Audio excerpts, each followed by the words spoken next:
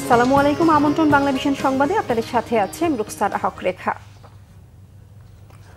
বহুল প্রত্যাশিত ত্রয়োদশ জাতীয় সংসদ নির্বাচন ও জুলাই সনদের ব্যাপারে গণভোটের তফসিল ঘোষণা আজ সন্ধ্যা ৬টায় জাতির উদ্দেশ্যে ভাষণে তফসিল ঘোষণা করবেন প্রধান নির্বাচন কমিশনার এএমএম নাসিরউদ্দিন।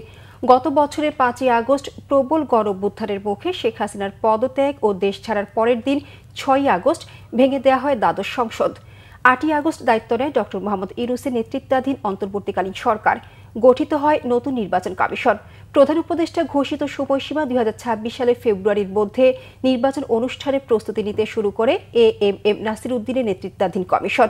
ভোট গ্রহণ সহ নির্বাচনের গুরুত্বপূর্ণ কার্যক্রমের দিনক্ষণ তুলে ধরে আজ সন্ধ্যায় জাতির উদ্দেশ্যে দেয়া ভাষণে ত্রয়োদশ জাতীয় সংসদের তফসিল ঘোষণা করবেন প্রধান নির্বাচন কমিশনার। একই সাথে তুলে ধরা হবে জুলাই সনদ নিয়ে গণভোটের নানা দিকও।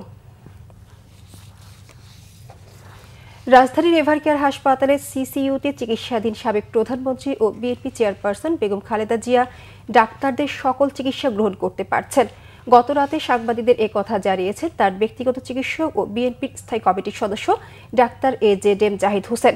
তিনি জানান, বেগম খালেদা জিয়ার শারীরিক অবস্থা পর্যবেক্ষণ করে মেডিকেল বোর্ড আশাবাদী।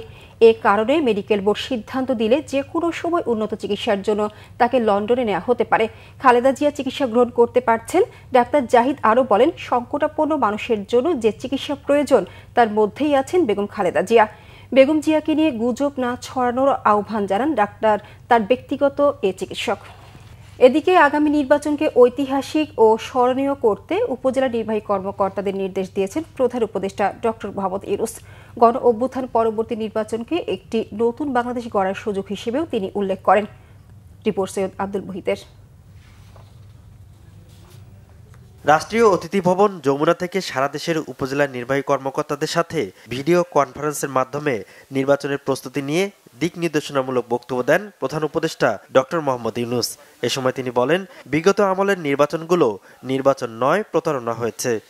গত ৩বার যে নির্বাচন হয়েছে সেটাও নির্বাচন, সেখানে নির্বাচিত হয়ে লোক সংসদে গেছে, কিন্তু আজকেও আরো বহুদিন ধরে সারা জাতি স্মরণ করবে সেগুলো তামাশা হয়েছে, প্রহসন হয়েছে, নির্বাচন হয় নাই। কাজে আমরা সেটার সঙ্গে তুলনা করছি না, তুলনা করার কোনো কারণ নাই।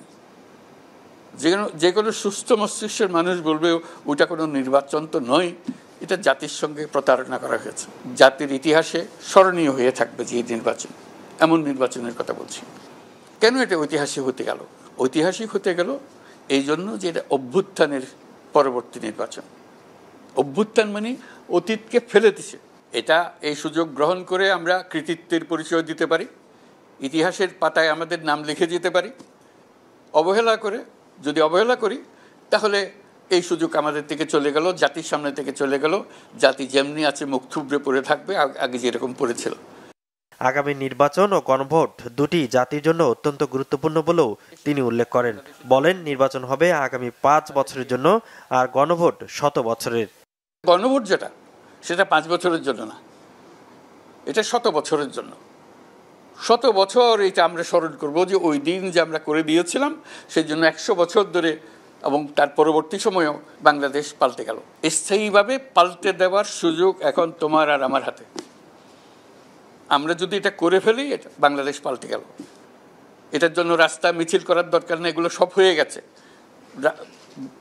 রক্ত দেওয়ার দরকার নেই, সেটাও হয়ে গেছে। যা যা হবার সব হয়ে গেছে। এখন মুহূর্তটাকে ব্যবহার করা, ১০০ বছরের জন্য বাংলাদেশকে মজবুত রাস্তায় রওনা করে দেওয়া।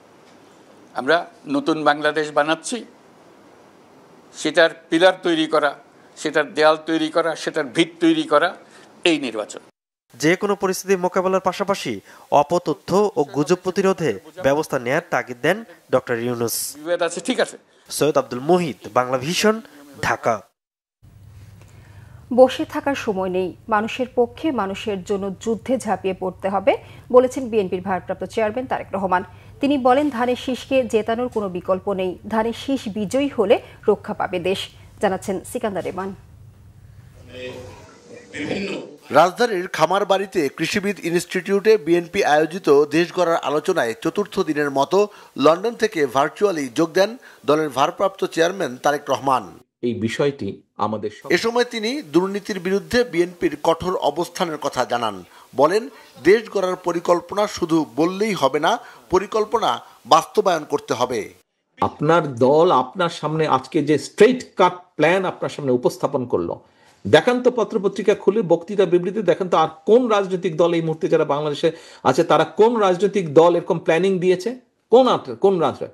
ইয়েস, কোন রাজনৈতিক দল আপনাকে কোনো প্ল্যান দিতে পারে নাই, দেশের মানুষকে কোনো প্ল্যান দিতে পারে নাই, পরিকল্পনা দিতে পারে নাই যে দেশকে আমরা কিভাবে সামনের দিকে এগিয়ে নিয়ে যাব। একমাত্র বিএনপি আপনার দল দিয়েছে। কাজেই এখন আপনার বসে থাকার সময় নেই, এখন আপনার বসে থাকার সময় নেই, আপনাকে যুদ্ধে নেমে পড়তে হবে। This is a war, this is a battle. আপনাকে এই যুদ্ধে নেমে পড়তে হবে। কি যুদ্ধ? মানুষের পক্ষে, মানুষের জন্য, দেশের পক্ষে, দেশের জন্য। তারেক রহমান বলেন, জনগণ শুধু শুনতে চায় না, সমস্যা সমাধানে কি কি পরিকল্পনা নেওয়া হয়েছে তাও তারা জানতে চায়। ধানের শীষকে জেতাতে এলাকায় গিয়ে সাধারণ মানুষের কাছে দেশ গড়ার পরিকল্পনা তুলে ধরার কথা বলেন বিএনপির ভারপ্রাপ্ত চেয়ারম্যান। ধানের শীষকে জিতাতে হবে, এর কোনো বিকল্প নাই। ধানের শীষকে জিতানোর মাধ্যমে জনগণের যে পরিকল্পনা, জনগণের পক্ষের যে পরিকল্পনা, সেটিকে বাস্তবায়ন করতে হবে, এর কোনো বিকল্প নাই। ধানের শীষকে জেতানোর মাধ্যমে দেশকে রক্ষা করতে হবে। প্রথম বাংলাদেশ আমার শেষ বাংলাদেশ এবং সবার আগে বাংলাদেশ, নো কম্প্রোমাইজ। বিএনপির ভারপ্রাপ্ত চেয়ারম্যান জানান, দেশের প্রতিটি ক্রান্তিকালে দেশকে রক্ষা করেছে বিএনপি। শহীদ রাষ্ট্রপতি জিয়াউর রহমান, বেগম খালেদা জিয়ার পর এবার দলের সবাইকে দেশ রক্ষায় ঝাঁপিয়ে পড়ার কথাও বললেন তারেক রহমান। রাজনীতির সিকান্দার রেমান, বাংলা ভিশন, ঢাকা। খুলনায় ছেলের হাতে মর্মান্তিকভাবে খুন হয়েছেন এক মা। নগরীর ট্যাঙ্ক রোডে বুধবার গভীর রাতে এই ঘটনাটি হয়। পুলিশ জানায়, মা শিউলি বেগমকে ছেলে রিয়াদ হোসেন তার মাকে মাথায় আঘাত ও শ্বাসরোধে হত্যা করে পালিয়ে যায়। পুলিশ লাশ উদ্ধার করে খুলনা মেডিকেল কলেজ হাসপাতাল মর্গে নিয়ে যায়। ঘাতক ছেলেকে ধরতে বিভিন্ন স্থানে অভিযান চালিয়েছে পুলিশ। হত্যাকাণ্ডের কারণ জানা যায়নি। এই ছিল এখনকার মতো। পরের সংবাদ বেলা 12টায় দেখার আমন্ত্রণ রইল। এছাড়া বাংলা ভিশন সংবাদ ও সংবাদ সংশ্লিষ্ট অনুষ্ঠান দেখতে ভিজিট করুন www.bbnews24.com ও facebook.com/banglavishontales এবং সাবস্ক্রাইব করুন youtube.com/banglavishontales। ধন্যবাদ সবাইকে।